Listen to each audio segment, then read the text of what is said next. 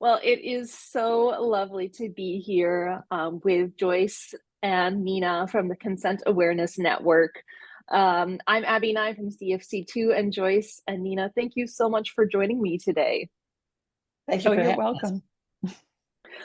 Um, Joyce and Nina, for our followers who are not familiar with you and your work, would you be willing to give a brief introduction for us? Absolutely. I'm Joyce Short. I'm the author of actually 4 books on sexual assault. My most recent is Your Consent, The Key to Conquering Sexual Assault, a revised edition. And I'm the Chief Executive Officer of the Consent Awareness Network, otherwise known as CAN. And I'm Nina Lucas, and I am the Chief of Staff of the Consent Awareness Network. I've been working with Joyce for about 5 years. Um, I am a survivor of a coercively controlled marriage, and then afterwards, a major consent violation, let's just say. And I was looking for a way to pursue justice. And in my research, I found Joyce and her work. And as I always say, I had a eureka moment. And I said, this is what it's all about. It's about consent. It's about the proper definition of consent. And I've been working with her ever since. Wonderful. Thank you so much.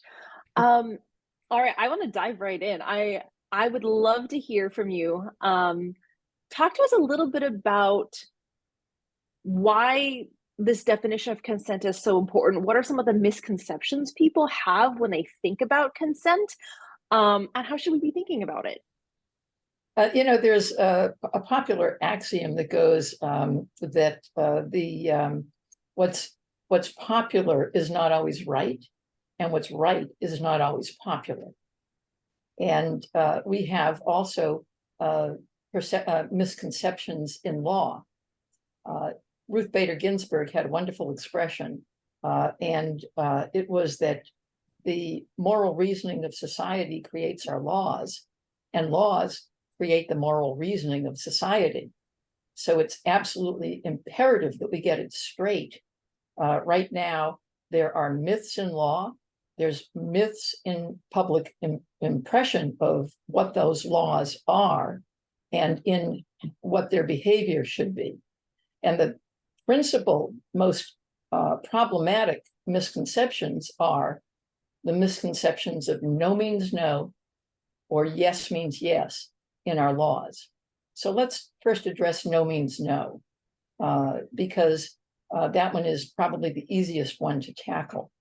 What it ends up being interpreted as is in a courtroom is that if you don't say no or you don't fight off the attack, that you have not been assaulted. And we know that sometimes people are just too terrorized to say no. And do we deprive them of prosecution or justice because they were terrorized to that extreme degree? And of course, the answer to that is no. And so our lawmakers have discovered that there is that flaw in some states, not in all states. And so they've modified that to be yes means yes.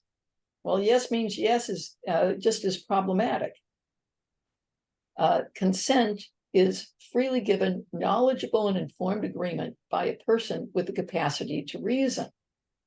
And based on the fact that that's what consent is, if someone uses some form of malicious influence in order to secure your compliance, you're not consenting no matter what you say or no matter what you do. So if you say yes because someone held a gun to your head, you're obviously not consenting. You're not consenting if they coerce you. You're not consenting if they defraud you. We like to call that the 3 F words that should never occur in sexual contact, and those are force, fear, and fraud. And there's an I word, and that's incapacity. So it's little wonder that if you are incapacitated, like what happened to Andrea Constand when Bill Cosby gave her 3 pills that knocked her out, she could not possibly have been consenting. But because Pennsylvania's laws don't recognize what consent is, he was never arrested when she initially reported the crime. So yes means yes, yes always means yes, but yes doesn't always mean I consent. And our laws have to make that distinction.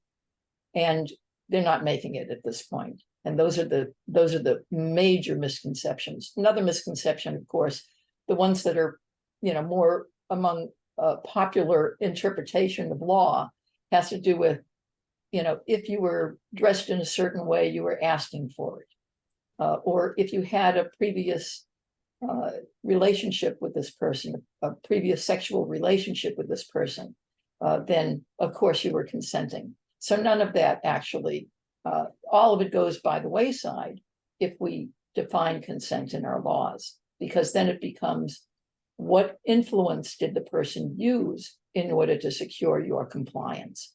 And that's what should be determining whether or not you consented. The actions of the offender or the accused, and not the actions of the victim.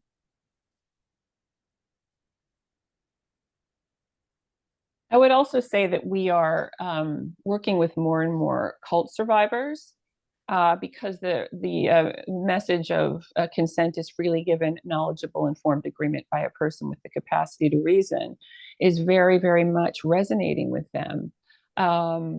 So often in cults, also human trafficking, the survivor does say yes. The survivor does go along to get along. The survivor complies. The survivor doesn't run away. And all of these things, when gifted to a savvy attorney, will all be deemed consent. And the argument will be that. And quite frankly, when consent is not defined, or if consent is an affirmative consent model, which is something else we're fighting back with, or a yes means yes model, there's a successful argument, a legal argument, that what happened was consent. And this is something that we understand as survivors is just not the case. And we need our laws to reflect that, to protect society. Absolutely. I love that you brought that up, Nina, and also kind of this idea of influence, because one of the ways that we often talk about high control cult groups is undue influence. And I was wondering if the two of you would kind of explore a little bit how you might explain consent to someone who is trapped in a cult or a high control environment where they think they have the ability to consent. Well, consent is, as I mentioned, freely given, knowledgeable, and informed agreement by a person with the capacity to reason. And so if you're given misinformation in order to influence you, then you're being coerced or you're being defrauded. And that's malicious influence. You should have the ability to reason properly and not be brainwashed into the decisions that you're making. And cult influence is brainwashing and not enabling this person to actually make an enlightened decision about what's in their best interest. So many people also don't understand that no is an option because of the culture, and the culture of obedience, and following the leader. And that's something that also contributes to them not having an understanding of what consent is. Or that they're not consenting at the time. Correct. You can often go along, as Nina mentioned, go along to get along. For example, the folks in Nexium thought that they were being tattooed, actually, when they were being branded by a hot iron and permanently scarred. So there was a misconception about what was going to happen. And they were all told to actually take this vow of allegiance. Nina, I think you could be more specific about what they actually were told and what they actually said. Not only were the women told that this would be a tattoo, and then at the last minute it was switched out to a brand, and they had to deal with that. The whole genesis of that group of women, they called it DOS in NXIVM. They were told that it was, a women's group, men were not involved, there was no masculine oversight. When in fact, Keith Raniere was the puppet master behind all of it. And there's a great video of Allison Mack, who was also a perpetrator and who just was released from prison for her crimes with NXIVM. Allison Mack was walking with Keith Raniere, and NXIVM recorded everything, so that was beneficial to the trial. But Keith brought up, okay, what we need to do is we need the women to say something like, how about this, Master, will you brand me? It would be an honor. He said, because we have to get the consent issue out of the way. And we have to prove that this was consensual. And the branding was recorded. And another undue influence is that the person who branded them was a physician. So physician in the group. So there was the undue influence of her position and her education that also made the women more inclined to agree, even though, of course, they could not consent because of all these factors going on in the background about which they had no idea. So just because a person says yes, or even signs on the dotted line, when you go for your COVID vaccination, you have to sign on the dotted line a consent form. But under Nuremberg Code, which basically has the same consent definition that we're promoting for legislation, it means consent means freely given, knowledgeable, and informed agreement by a person with the capacity to reason. We're not making this up. It's what actually appears in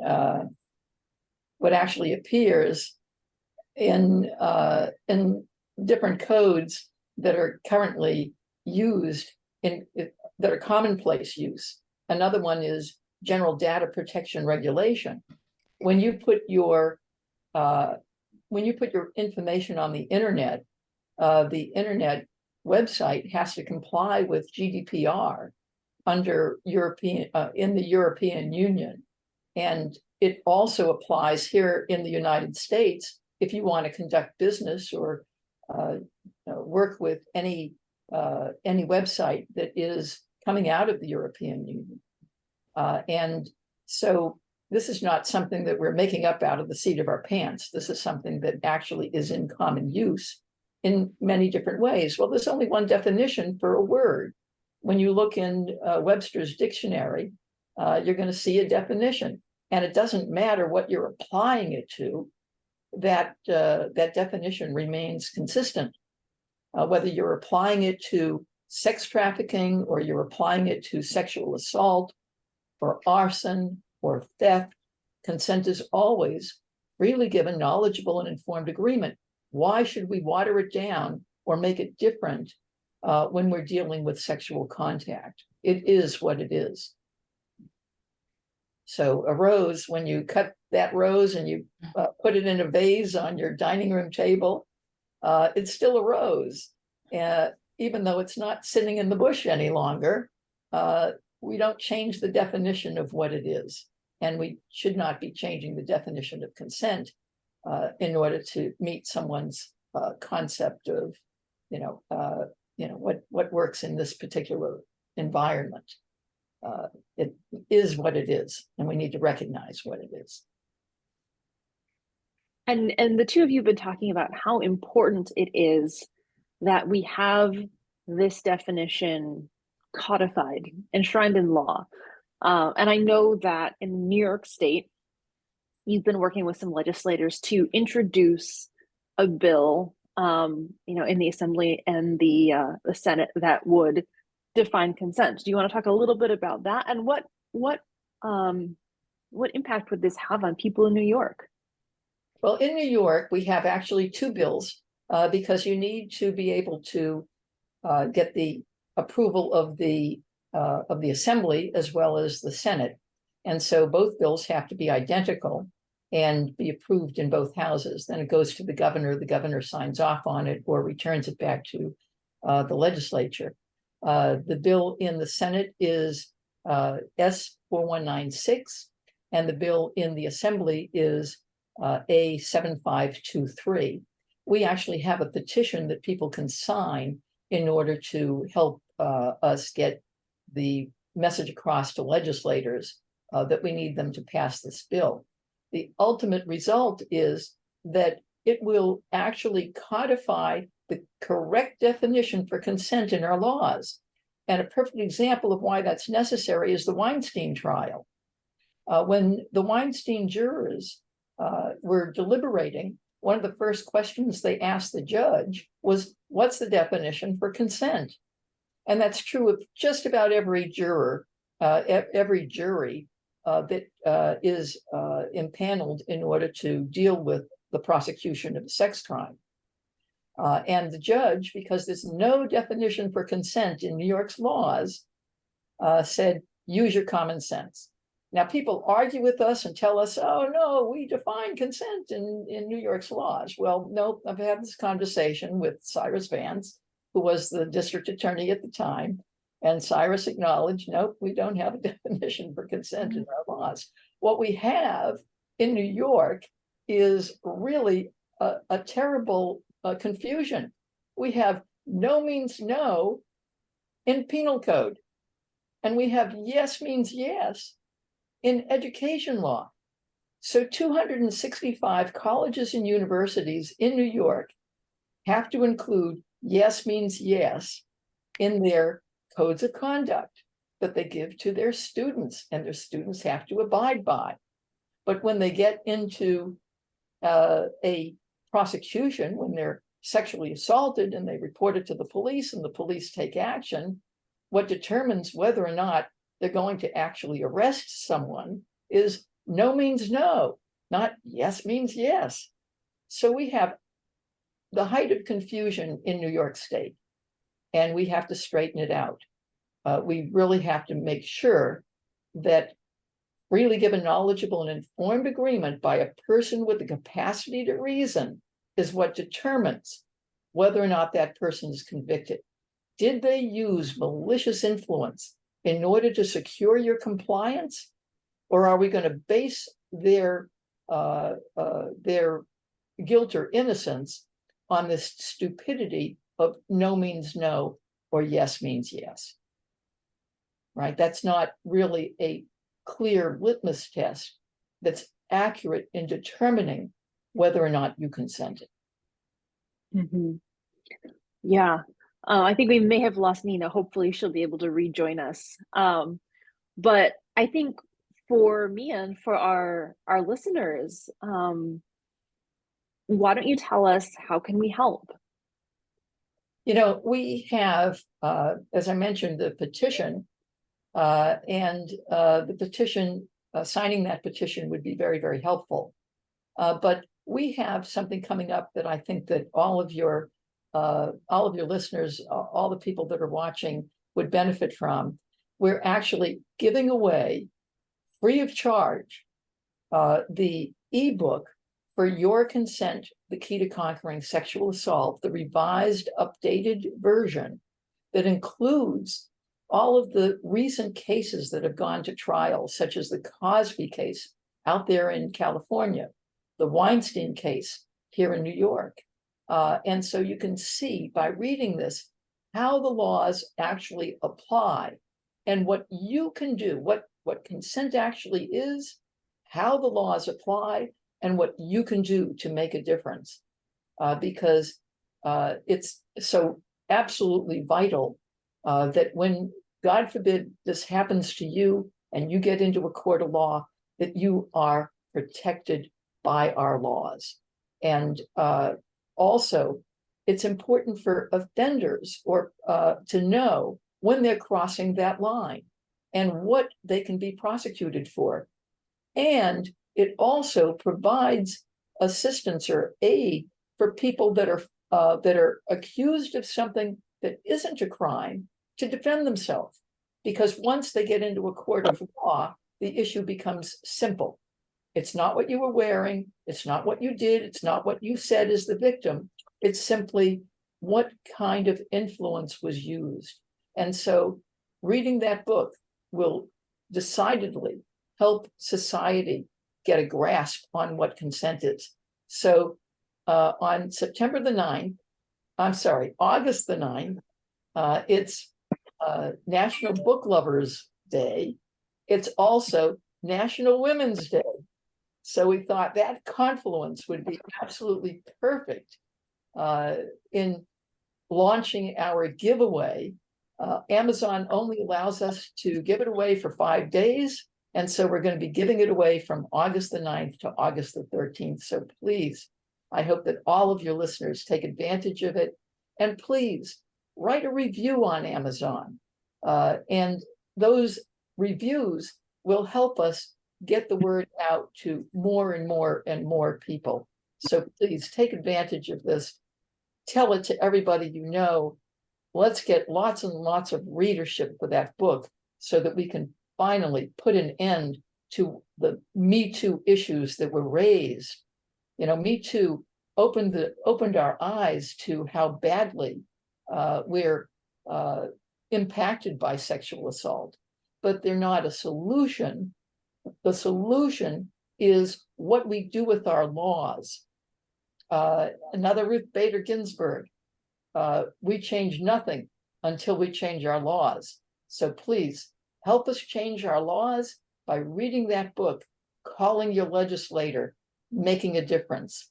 And so please, those are the two things that are really, really very, very helpful in aiding us to get this done. And if you'd like to make a donation, of course, we'd be more than happy to get your donation because, you know, everything dips into our pocket in order to get it done, and we need to get it done. Yeah, absolutely. And you know, I love that part of what people can do to help is to educate themselves and the people around them. 100%. Because that's such an important thing. You know, the more that we can learn, the more that we can grow, the better we will be, and the better our communities around us will be. 100%. So, Nina, is there anything that you wanted to add before we wrap up our time today? Well, specifically in New York, I wanted to address getting justice for individuals. With the NXIVM trials and with Keith Raniere, the prosecutor came up with a unique way of dealing with it. Instead of charging the group with sexual assault, and of course there was a lot of sexual assault in NXIVM, non-consensual sex, the prosecutor came up with the idea of charging Keith with racketeering and trafficking. And he was convicted of these crimes, but there was no individual NXIVM member that received individual justice for sexual assault. And that's because I believe the prosecutor thought, well, you know, it's going to be very difficult to provide information about whether or not it was consensual. So let's go for a more overarching situation to charge them with.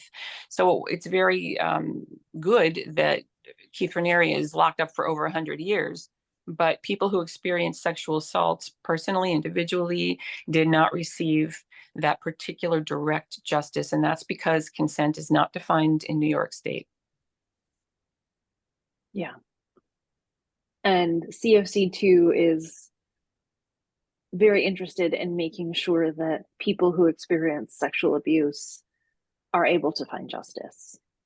So thank you, Joyce and Nina, for what you're doing. Thank you for working to make New York's laws better, as we are trying to do with the CARE Act. And for the people who are listening, check out Joyce's book on August 9th. And I will put the petition in the show notes. Thanks for having us.